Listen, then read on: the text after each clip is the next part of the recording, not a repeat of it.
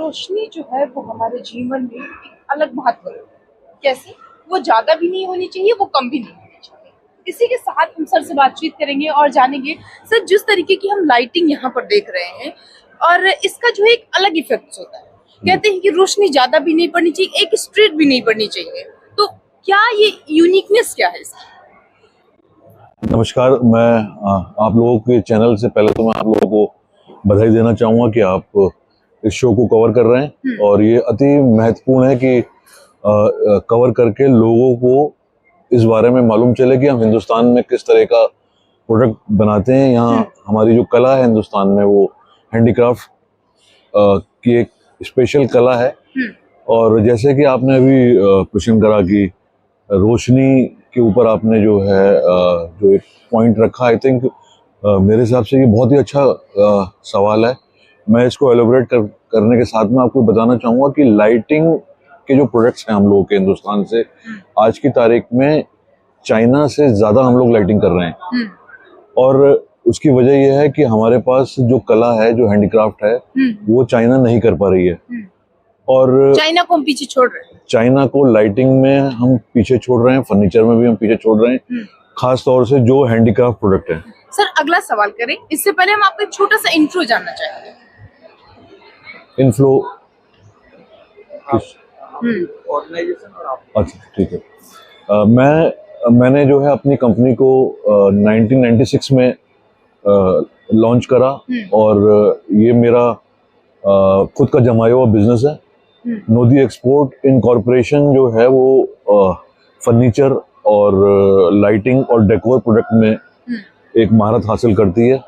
और आज की तारीख में मैं एक export promotion council for handicraft जो हमारी EPCH है, मैं उसका वाइस चेयरमैन भी हूँ। तो मैं जितने भी पॉलिसी मेकर्स होते हैं गवर्नमेंट के साथ में बैठ करके, और जो हमारे डे टू डे प्रॉब्लम्स हैं एक्सपोर्टर्स की, वो मैं EPCH के माध्यम से मैं गवर्नमेंट तक जो है पहुंचाता हूँ, उसको पहुंचाते हैं। अच्छा सर, अगर देखें यहाँ पर एक अलग तरीके के फर्नीचर जो है यहाँ पर है, यूनिकनेस उसमें भी जो है नजर आती है। अगर आप इस पर डालेंगे तो ये क्या है, जरा डिफाइन कर दीजिए प्लीज।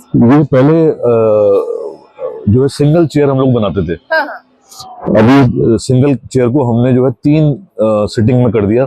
इसमें 3 से 4 एक पूरी फैमिली जो है वो बैठ सकती है। इसको फैमिली चेयर बोलते हैं हम लोग। इसको हम गार्डन में भी यूज कर सकते हैं और इसको हम जो है आपका इंडोर भी यूज कर सकते हैं। तो ये अपने आप में एक बहुत ही मास्टर यूनिक पीस है। पहले हम जो बनाते थे वो इस तरह की चीज बनाते थे, ये भी बना रहे हैं आज की तारीख में, लेकिन जो है इसको हमने अभी नया इंट्रोड्यूस करा है। ये अभी लेटेस्ट प्रोडक्ट है और मार्केट में काफी इसकी डिमांड है। मतलब रख इसको भी रहे हैं, लेकिन जो चीजें जो है नई चीजें आनी चाहिए मार्केट में और डिमांडिंग चीजें आनी चाहिए वो आ रही हैं। बिल्कुल, जो है कस्टमर जब यहाँ आता है तो वो ये सोच के आता है कि हिंदुस्तान में हमें क्या नई चीज मिलेगी। और मैं आपको ये बताना चाहूंगा कि जितनी क्रिएटिविटी हिंदुस्तान के एक्सपोर्टर्स के अंदर है और यहाँ जो कारीगर्स के अंदर है, उतनी क्रिएटिविटी आपको दुनिया में कहीं नहीं मिलेगी। अभी हम लोग जो है पेरिस और मिलान शो भी जो है विजिट करते हुए आ रहे हैं, लेकिन वहाँ जो प्रोडक्ट मैंने देखा वो इस तरह का देखा कि बायर्स ने या वहाँ के लोगों ने उस प्रोडक्ट को दोबारा रिपीट करा है। अच्छा। हमारे अंदर ये खास बात है कि हम प्रोडक्ट को जो है रिपीट नहीं करते।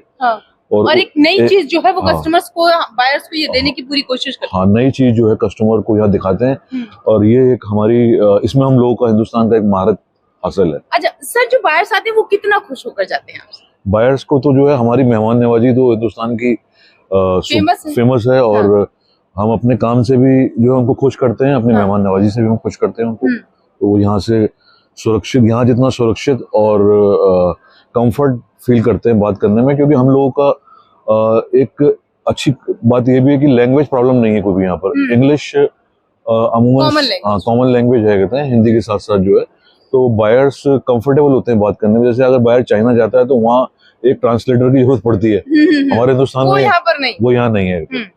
अच्छा सर, जब आपने जो है 1996 की अगर हम बात करें तो स्टार्टिंग पॉइंट पे कितनी समस्याएं आपको आई थी? देखिए, शुरू में जब कोई भी बच्चा पैदा होता है तो उसको बड़ा करने में बहुत अधिक मेहनत लगती है माँ को। ये मैं मानता हूँ कि ये मेरा बेबी है, ये मेरी कंपनी जो है। और इसको जो बड़ा करने में जो डिफिकल्टीज हैं, चाहे वो नए आदमी को हर आदमी सही राय नहीं देता, सही बात नहीं बताता, और अपने आप ही हम लोगों को खुद इस तरीके से सक्षम होना पड़ता है कि हम लोगों को अपना बना लें और उनसे जो है खूब गलतियां करें, और फिर जितनी हम गलती करते हैं उतना हम सीखते हैं। और जो है शुरू में हम लोगों ने भी बहुत गलतियां करी, बहुत परेशानियां आई।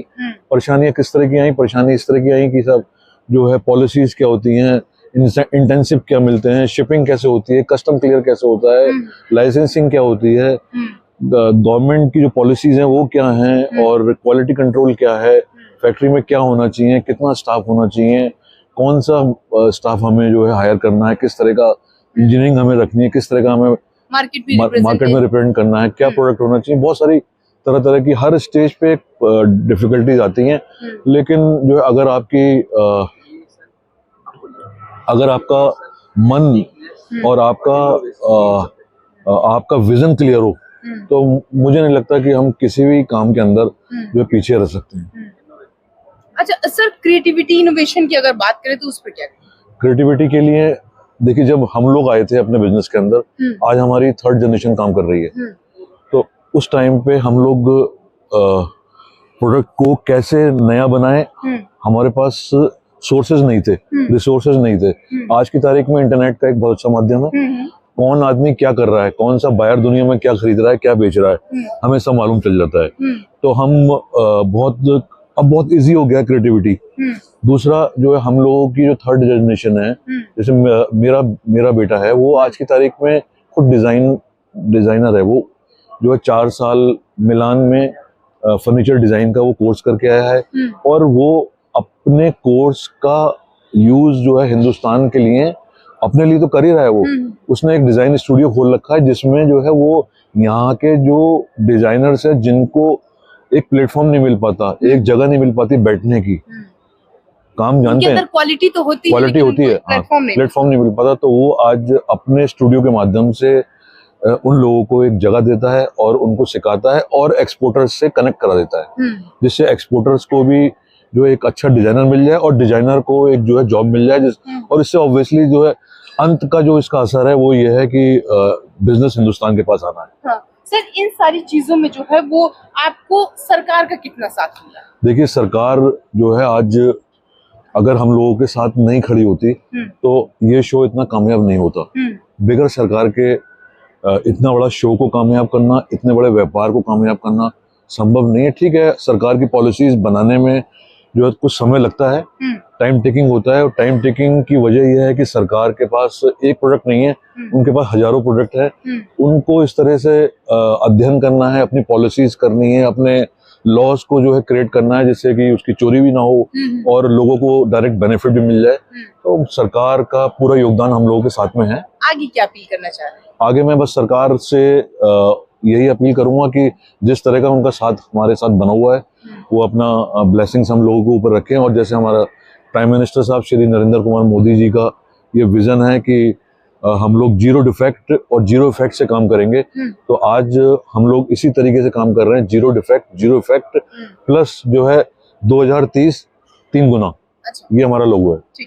Thank you. तो यहाँ पर अगर आप यहाँ पर आ रहे हैं तो बहुत सारी ऐसी चीजें जो हम आपको मिलने को देते हैं, यूनिक चीजें हैं जो मार्केट में आपको नहीं मिलेगी। आप देख सकते हैं किस तरीके की चीजें जो है वो बनाई गई हैं, और जो कस्टमर्स आते हैं बेसिकली वो यहाँ से इतने हैप्पी होकर जाते हैं, कोई उनको जो है किसी तरीके की यहाँ पर समस्याएं नहीं होती। मेरा मानना यह है कि एक बार आप भी आइए, यहाँ पर देखिए, ऑब्जर्व करिए और ये जानिए कि ये यहाँ की जो चीजें हैं वो बाहरी दुनिया से या फिर बाहर की मार्केट से कितनी यूनिक